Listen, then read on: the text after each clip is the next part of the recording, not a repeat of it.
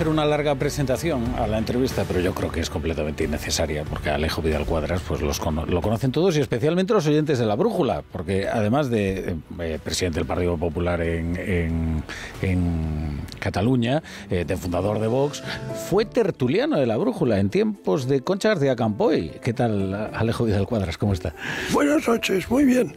Yo tengo un gran recuerdo de aquella tertulia y de Concha. Sí. Que era una mujer tan carismática, tan divertida, tan agradable. Y además era una tertulia en aquella época de gente pues con gran bagaje cultural, muy ingeniosos, muy divertidos. Me acuerdo que estaba Calviño, el que fue director de televisión, el padre de Nadia, ¿no? Sí.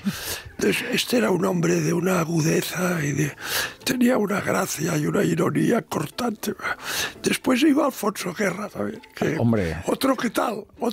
Bien dotado, también Sí, de mala leche, sí, pero... pero después, bueno, modestia aparte, estaba yo y algún otro así. Entonces era una tertulia que, hombre, daba de sí. Y Concha la llevaba muy bien. Yo tengo un gran recuerdo de esa época. ¿Y en aquellos tiempos se discrepaba mejor? Bueno, verás, era una época... esta tertulia, por ejemplo, estábamos gente que pensábamos de manera muy diferente, ¿no?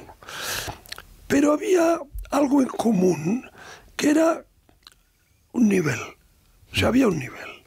Y entonces ese nivel hacía que nos tratásemos de forma cordial y respetuosa. Y se valoraba, con independencia de lo que cada uno tuviera como posición política o ideológica, se valoraba mucho la inteligencia, el ingenio, los conocimientos, la habilidad dialéctica, y entonces había fair play, ¿no? Eran otros tiempos, es decir, si tú comparas lo que era la política española, por ejemplo, los años 90, ¿no? Y lo que es ahora, pues se te cae el alma a los pies, ¿no? Luego, ahora volvemos a la situación política actual. Hemos llamado a Alejo Vidal Quadras, además para hablar de política y de lo que él quiera, porque se cumplieron ayer 2 años del atentado que sufrió a las puertas de su casa, como quisieron matarlo, un atentado que felizmente fue fallido, bueno, y prueba de ello es cómo está ahora Alejo Vidal Quadras. Voy a hacer una pregunta un poco atípica para una entrevista, que es ¿qué tal está? ¿Qué tal está? Pues mira, estoy bien, estoy recuperado física y mentalmente. Lo que pasa es que la recuperación no creas que fue fácil ni rápida, porque fue una recuperación que desde el día del atentado hasta que yo ya empecé a estar operativo pasaron 7 meses, ¿eh? Claro. O sea que no fue aquello de... Fue dura, fue una recuperación dura porque aparte de la cirugía, mucho tiempo en el hospital, después tienes el shock postraumático, ¿no? Que es algo que en el terreno mental es durísimo. Todo el que ha pasado por el shock postraumático, estoy pensando, por ejemplo, en las víctimas de ETA, ¿no? Por ejemplo, ¿no? Pues todo el que ha pasado por ahí, pues sabe lo duro que es y lo terrible, ¿no? Y después está la parte física también, que es lenta, ¿no? Pero bueno, oye, con voluntad, buenos médicos, excelentes médicos, he de decir, y un personal sanitario magnífico, y la familia, que es algo clave en estas situaciones, ¿no? Mi mujer, mis hijos, los amigos, ¿no? Es decir, todo contribuye a que al final vuelvas a funcionar. Pero el shock postraumático se suele subestimar, ¿no? Porque es algo insidioso, ¿no? No parece que uno esté afectado, aunque lo está ahí profundamente. El shock postraumático es curioso porque cuando yo estaba en el hospital, que estuve 16 días, en el hospital físicamente estaba muy mal porque no podía hablar, no podía tragar, es decir, estaba, es natural, en un estado de gran debilidad y físicamente, pero mentalmente estaba bien. Y fue salir del hospital y llegar a casa, oye, y caer en un pozo negro que la sensación es que tú estás dentro de una nube negra y la realidad está fuera de esa nube. Y lo único que te une a la realidad exterior es una persona. En el caso mío concreto era mi mujer, ¿no? Que era como una especie de ancla a la que te agarras para no irte al fondo del pozo, ¿no? Ahora bien, eso lo digo por todos los que me están escuchando, que saben de lo que hablo, porque por desgracia han tenido que pasar por ahí. Estoy pensando en militares después de una guerra, estoy pensando en víctimas del terrorismo etarra, por ejemplo, o gente que ha tenido un accidente realmente grave, ¿no? Todos saben de lo que hablo, que es difícil de describir, ¿no? Pero también saben todos que gracias a la moderna medicina hay medicación que te alivia, ¿no? Claro. Y entonces yo fui al especialista y efectivamente me dijo, mira, no te preocupes porque esto que te pasa es normal después de lo que te ha sucedido. Y entonces me dio una medicación y al cabo de 6-7 días la nube negra empezó a disiparse y ya tal. Pero sí, el shock postraumático es afortunadamente es pasajero, ¿no?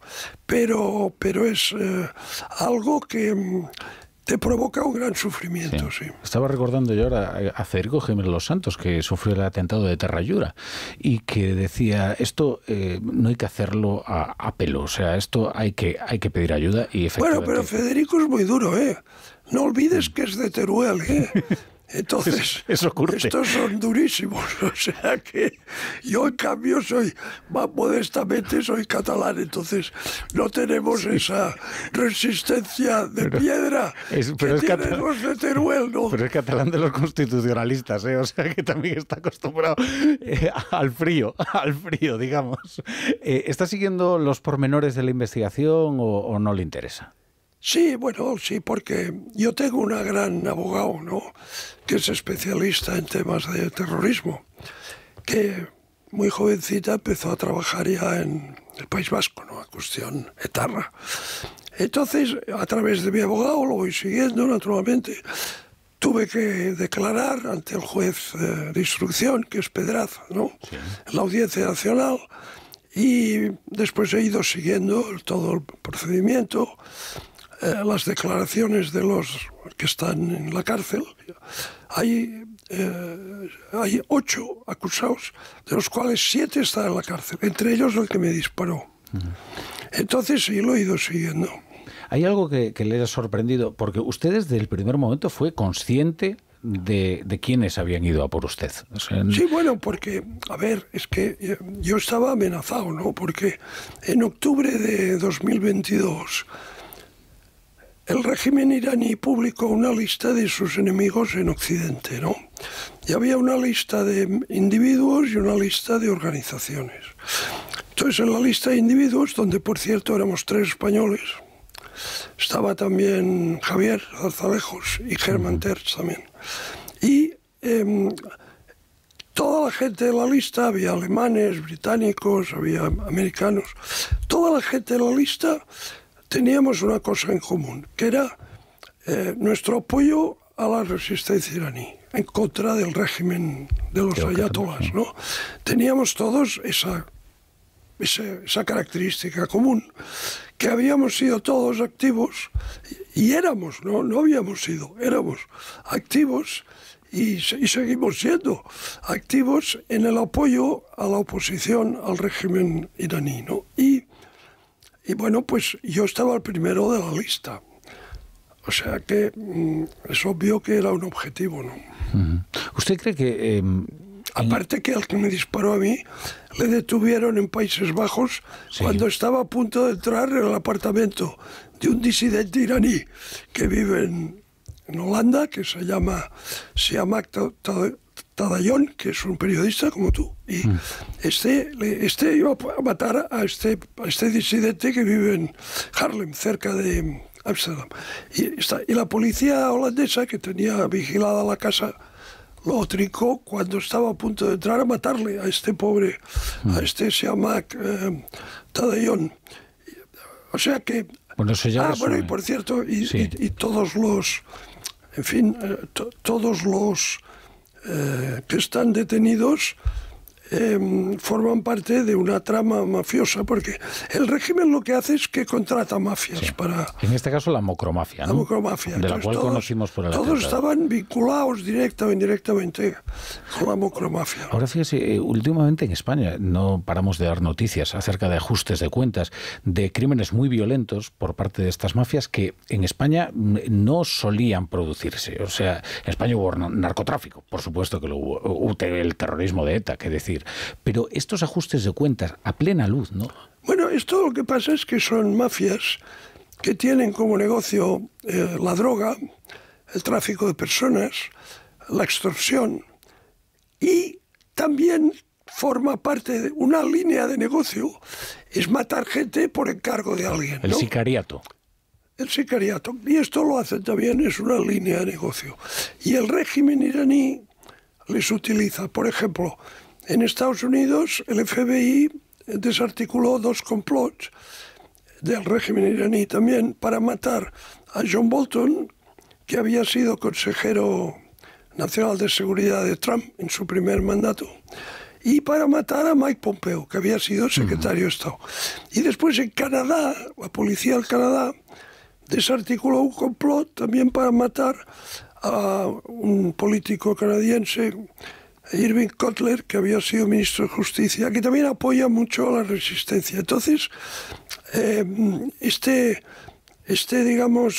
método, ¿no?, de utilizar mafias para matar a sus enemigos en Occidente, lo utilizan desde hace 7 u 8 años que han empezado a utilizar este sistema.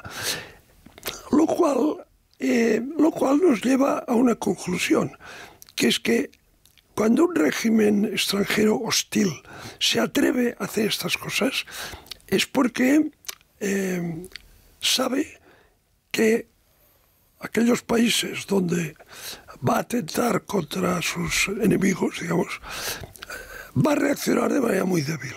Claro. O sea, en el fondo tienen una cierta sensación de impunidad, porque si ellos supieran que la respuesta es firme, o sea, es contundente, no lo harían. Lo cual nos lleva a una conclusión triste, ¿no?, que es la pusilanimidad y la cobardía de los gobiernos occidentales frente a los sistemas totalitarios hostiles y criminales, ¿no?, que nos quieren destruir, ¿no? Entonces esto es una reflexión que deberíamos hacer, porque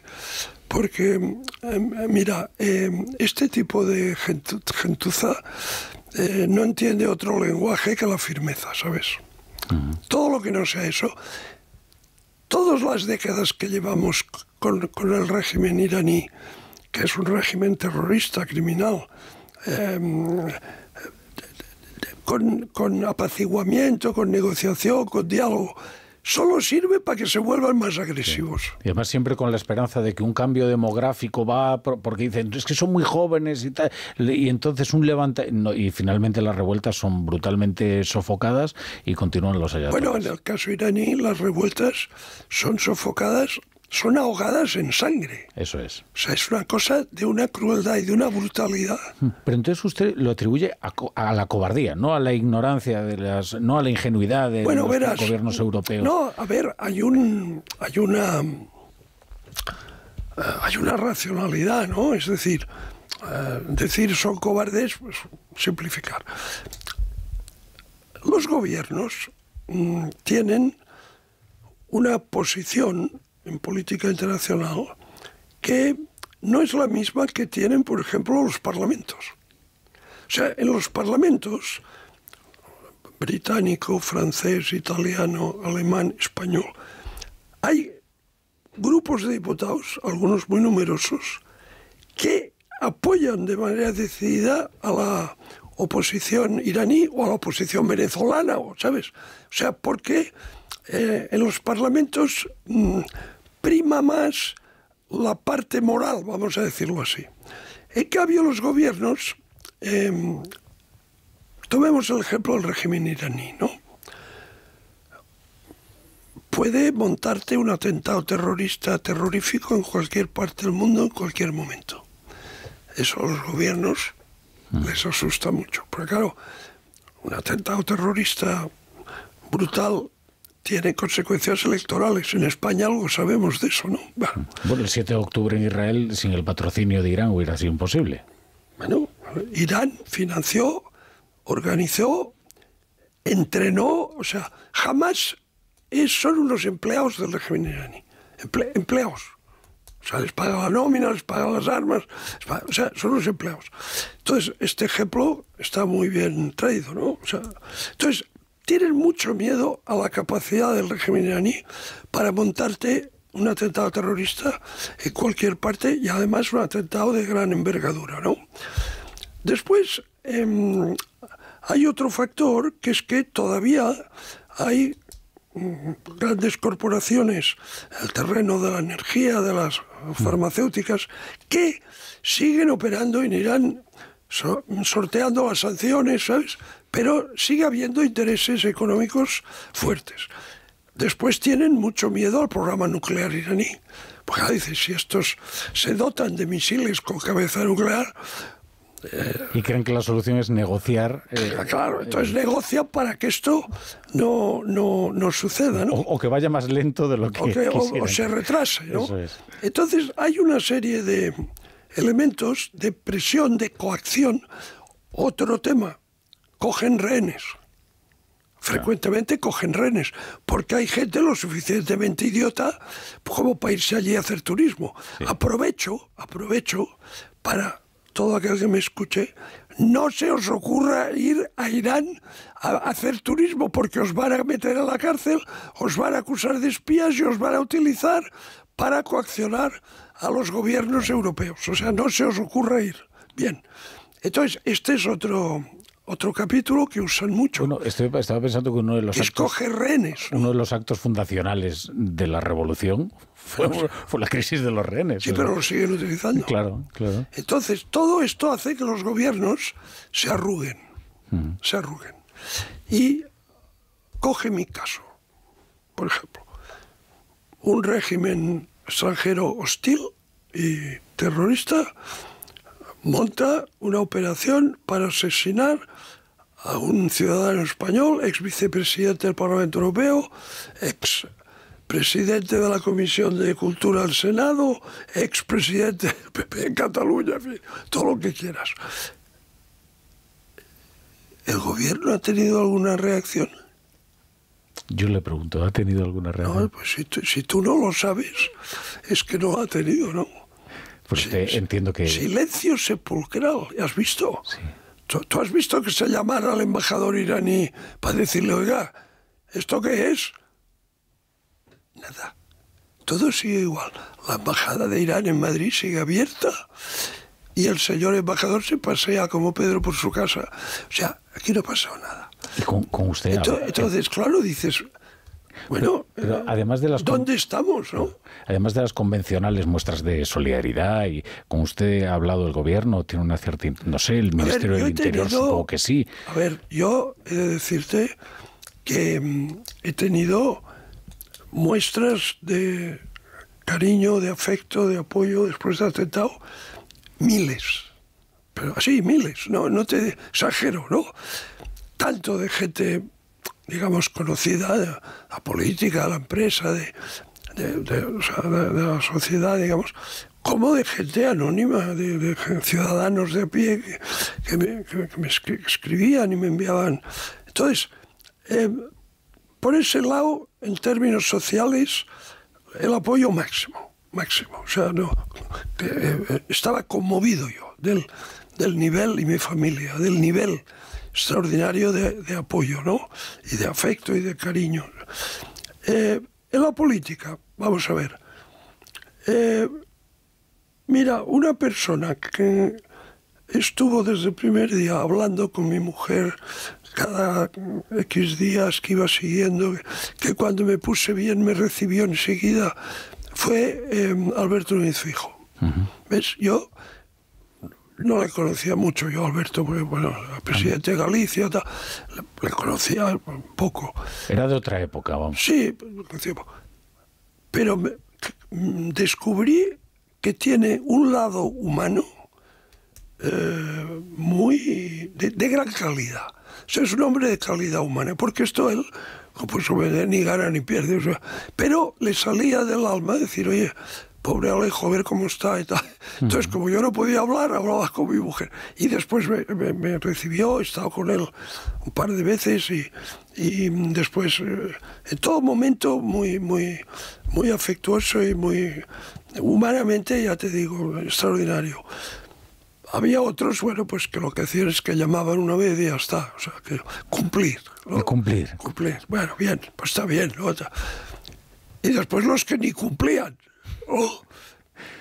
Eso ya es una categoría especial. Es verdad que sorprende. Hombre, no es normal, como te digo, sí, que el gobierno, cuando una persona con mi trayectoria le pasa eso y se sabe de dónde viene, que no haga ni diga nada. O sea, es una cosa sorprendente, ¿no? Sorprende, desde luego, en un país en el que se ha movilizado a la gente por las más soberanas chorradas. Me va a disculpar, incluso unos insultos en las redes sociales, y que parece que es como la gran represión y tal, ¿no? Y dice, bueno, y aquí tiene usted un ejemplo, ¿no? Que debería llevar una movilización. Por ejemplo, la policía que ha investigado el caso, pues elaboró un informe, ¿no? Cientos de páginas.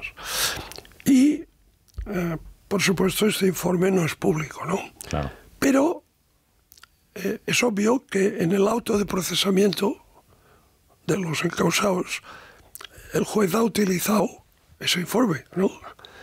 Bueno, pues en el auto de procesamiento se menciona que hay indicios de que viene de la República Islámica de Irán, ¿no? Está en el auto de procesamiento. Bueno, y esperemos al juicio a ver la sentencia que dice, ¿no? Bueno, porque habrá sido el propio Pedraz el que ha encargado el informe, claro. Hombre, si la policía actúa bajo la dirección del juez. Claro. Ahora quieren cambiarlo eso, como sabes. Ah, sí, es verdad. Pero creo que no va a salir, ¿eh? Creo que no tiene los votos. Hombre, para que... Bueno, yo te diré una cosa. Se está produciendo en España una paradoja. Tú sabes aquel refrán, ¿no? Dios escribe recto con renglones torcidos. Y después hay la otra frase famosa: los caminos del Señor son inescrutables. Sí, es evangélica, ¿sí? Bueno, ¿sabes quién va a salvar a España al final? Silvia Orriols. Pensaba que me iba a decir Puigdemont. No. Bueno, es todavía más inesperado. No, Silvia Orriols, porque es la que hace que Puigdemont se movilice. Claro. Pero usted cree que... O sea que al final la gran enemiga de España, que quiere marcharse de España, que quiere que Cataluña...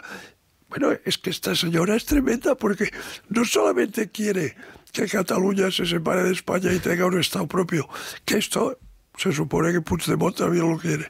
Es que esta lo quiere hacer con una acción unilateral, o sea, sí. sin pactos, ni tonterías, ni referéndums, o sea, simplemente rebelión. Espero que no sea armada, pero esta va a lo bruto, ¿no? Entonces, esta señora es la que nos va a salvar, porque va a hacer que se cumpla una necesidad perentoria que tiene España ahora, de la que depende su supervivencia como nación, que sacará a Sánchez de la Moncloa. No, y lo vamos a hacer gracias a Silvia Orriols. Sí, bueno, Silvia Orriols, a ver si no le pide un visado a Carlos Puigdemont cuando quiera regresar, porque esta es tremenda. Ya sabe que la política de inmigración que tiene igual le dice que... ¿Sabes aquello de que no hay peor cuña que de la misma madera? Eso sin duda. Porque yo creo que Puigdemont tiene pesadillas con Silvia Orriols. Pero dice usted, esto es lo que va a conseguir sacar a Pedro Sánchez de la Moncloa. Bueno, yo no le veo demasiado preocupado a Pedro Sánchez por no tener mayoría, ¿eh? Bueno, porque él hace este papel siempre. Pero, mira, hay una cosa, Rafa, que es la realidad, ¿no? Entonces, la realidad es muy difícil de sortear, ¿eh? Y en una democracia parlamentaria, un gobierno que no tiene la mayoría de la Cámara y no puede aprobar una ley, no puede ratificar un decreto, no puede hacer un presupuesto, no puede hacer nada. Incluso Pedro Sánchez Esto lo podrá aguantar unos meses, pero no indefinidamente. Es que se nota mucha ansiedad, ¿no? Mucha ansiedad por la gente dice, ¿qué va a pasar? ¿Qué va a ocurrir? Y quizás hay que, recordar que todo es efímero en esta vida. Es decir, que algún día, pues efectivamente, Pedro Sánchez será desalojado del poder. Bueno, aparte que las elecciones, si fueran el 27, también las tiene perdidas, ¿no? O sea que...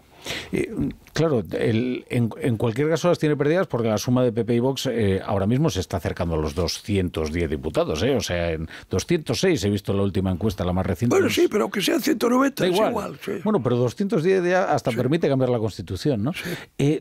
Pero Vox, yo noto en Vox un cambio bastante que usted acusará más, ¿no? Porque usted fue fundador de Vox. ¿En qué se diferencia el Vox que usted fundó del que hoy estamos viendo y escuchando en los medios? Ayer creo que escuchaba a un portavoz en Madrid con un discurso muy intervencionista. El Vox fundacional, ¿no? Básicamente fue una escisión del PP. Uh-huh. Porque los que estábamos al frente de aquel proyecto éramos gente que habíamos estado en el PP muchos años, empezando por Santiago Abascal o yo mismo, ¿no? Entonces... o José Luis González Quirós, que también había estado muchos años en el PP. Entonces, fue una escisión del PP, a la que se sumó otra gente, ¿no? Por ejemplo, Ignacio Camuñas, él nunca había estado en el PP, era de UCD, venía de UCD, pero el núcleo era una escisión del PP, ¿no? Entonces, para entender la fundación de Vox, a Vox la crea Mariano Rajoy y Soraya. Fueron los creadores de Vox. Tú dirás, ¿cómo es eso? Sí, hombre. Porque, claro, a ver, 4 años de mayoría absoluta del Congreso, en el Senado, 13 comunidades autónomas, 40 capitales de provincia, y no hacer nada. No derogar ni una sola ley zapateril. No hacer una reforma estructural seria en el terreno de la educación, de la fiscalidad, del sistema productivo, de la competitividad. Nada. La absoluta... Bueno, y la inoperancia y la pasividad frente al golpe catalán. Esto ya era una cosa tan absolutamente insoportable que hubo unos cuantos que nos fuimos. Y dijimos, vamos a montar un partido liberal conservador serio. ¿Te acuerdas de cuando Rajoy dijo, los liberales, los conservadores, que se vayan? Bueno, unos se fueron a Ciudadanos, otros se fueron a Vox, sí. Exactamente. Y entonces, los liberal conservadores, porque en Ciudadanos en su origen... Estoy pensando yo que fue en el Congreso de Valencia, aquello, ¿no? Sí, Valencia. Aquel que salvó Francisco Camps. Sí. Como resuena la historia. Pero Ciudadanos en sus orígenes después evolucionó, pero Ciudadanos en sus orígenes era más bien socialdemócrata. Después se fue tirando más a la parte liberal, pero a lo que llaman liberal progresismo, que es una cosa así un poco singular. Pero nosotros queríamos un partido liberal conservador serio. Es decir, no lo de Soraya y Mariano, que aquello era la inoperancia total. Queríamos uno serio. Y entonces es lo que pusimos en marcha. Lo que pasa es que después Vox evolucionó, ¿no? Ha ido evolucionando. Y, hombre, tienes una señal clara de la evolución en que Iván Espinosa ya no está, Rubén Manso ya no está, Víctor Sánchez del Real ya no está, el general Budiño ya no está, el general Rossetti no está, Sonia Lalanda no está, es decir, el doctor Stegman no está. O sea, digamos que la parte, es que es simplificar mucho, pero la parte más liberal. Sí. Y yo me fui a los meses de fundarlo, ¿no? Aparte por otras razones. Pero no solo, ¿no? Pero te quiero decir que ha evolucionado. Y ahora, sí, la idea original era un partido liberal conservador con mucha democracia interna, mucho debate interno, mucha vida interna. Ahora se ha transformado en un partido conservador, o sea, puramente conservador, y digamos, con una estructura interna muy piramidal, centralista y rígida, claro. ¿No? Entonces, bueno, pues En cualquier caso, la corriente de fondo, de opinión en el mundo occidental juega a favor de Vox y por eso está subiendo. Porque la gente, Rafa, está harta. Está harta de que a las niñas las bloqueen hormonalmente a los 13 años, destrozándoles la vida. La gente está harta de la inmigración irregular masiva. La gente está harta de que le ocupen la casa y no pase nada. La gente está harta de la inseguridad en la calle en muchos barrios. La gente está harta de, sobre todo las capas productivas, están hartas de una fiscalidad voraz que las cruje. La gente está harta de todo esto ya. Que dice, la solución más drástica. Y entonces la gente, ¿qué hace? Pues vota a Meloni, vota a Wilders, vota a Nigel Farage en el Reino Unido. Pero ¿entiendes? O sea, hay un corrimiento debido a que la progresía pues ha cometido... La gente está harta del dogmatismo climático. Pero si hasta Bill Gates está haciendo marcha atrás. Porque esto no hay quien lo aguante. Tú sabes que la industria europea era el 20 muchos % de nuestro sistema productivo, es el 13%. O sea, se están cargando la industria. Y vete al campo, pregúntale a los agricultores y a los ganaderos qué opinan de Ursulita. Verás lo que te dicen. Ursulita, von der Leyen. Verás lo que te dicen. O sea, no, le decía que... Entonces todo esto, toda esta corriente que está ahí, juega a favor de Vox. Y por eso Vox está subiendo. Le decía que me sorprende del caso de Vox, ¿no? Por ejemplo, ahora de repente sale el sindicato, ¿no? De Vox, ¿no? Y dice, solidaridades. Y dice, no, las empresas son de los trabajadores. Por ejemplo, que es un discurso que dice, bueno, esto la verdad es que así como muy liberal, conservador, ni siquiera conservador. Por eso te he dicho, está bien que cites este ejemplo, porque por eso te he dicho que en la parte liberal se ha evaporado, ¿no? Un sindicato que dice eso, ¿no? Claro. Perdona, pero eso recuerda un poco al nacionalsindicalismo, ¿no? Bueno, o el discurso de este fin de semana sobre la vivienda, ¿no? Que uno casi lo asociaba mucho más a una izquierda, pero además una izquierda fetén, ¿eh? Y que a un partido liberal conservador, ¿no? Y dice, bueno, la verdad es que ahí se nota una mutación que probablemente esté siendo exitosa, yo no digo que no, pero que tiene poco que ver con las raíces originales, ¿no? Digamos que ha habido una... Si tú lees el manifiesto fundacional de Vox, el manifiesto fundacional, te das cuenta de que ha habido un alejamiento de aquel espíritu original, sin duda, ¿no?